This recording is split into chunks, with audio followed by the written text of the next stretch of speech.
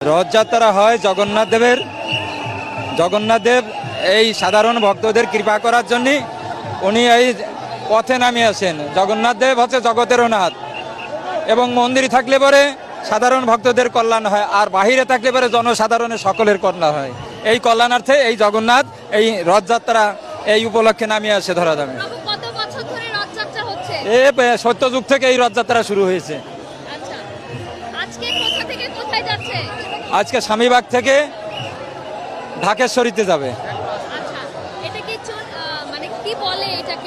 এটাকে বলে জগন্নাথ দেবের রথযাত্রা। এটা গুন্ডিচা যাত্রা নয়, এটা হলো রথযাত্রা। তো হরে কৃষ্ণ, সকলকে কৃষ্ণপ্রীতি শুভেচ্ছা ধন্যবাদ জানাচ্ছি।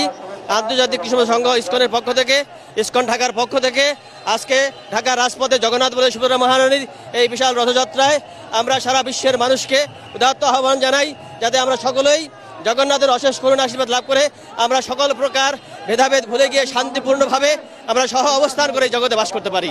মূলত হচ্ছে এটা জগন্নাথের প্রসাদ। জগন্নাথ দেব ফল খুব ভালোবাসেন এবং ফল হচ্ছে খুব একটা স্বাস্থ্যকর খাবার, এবং এই ফলের মাধ্যমে বলতে উৎকৃষ্ট ফলকে হচ্ছে উৎকৃষ্ট খাবার বলা হয়। তো সেজন্য জগন্নাথের রথযাত্রায় ফল প্রসাদ সবাইকে বিতরণ করা হয়। আজকে এই জগন্নাথের রথযাত্রার মাধ্যমে আমরা জগন্নাথের কাছে প্রার্থনা করি যাতে সারা পৃথিবীর লোক শান্তিতে থাকে, আমরা বাংলাদেশে যা আছি সবাই শান্তিতে থাকে এবং সারা পৃথিবীর ভক্তবৃন্দ যাতে শান্তিতে থাকে, এটাই আমাদের জগন্নাথের কাছে প্রার্থনা। জগন্নাথ এই সবাইকে কৃপা করার জন্য রাজপথে বেরিয়েছে।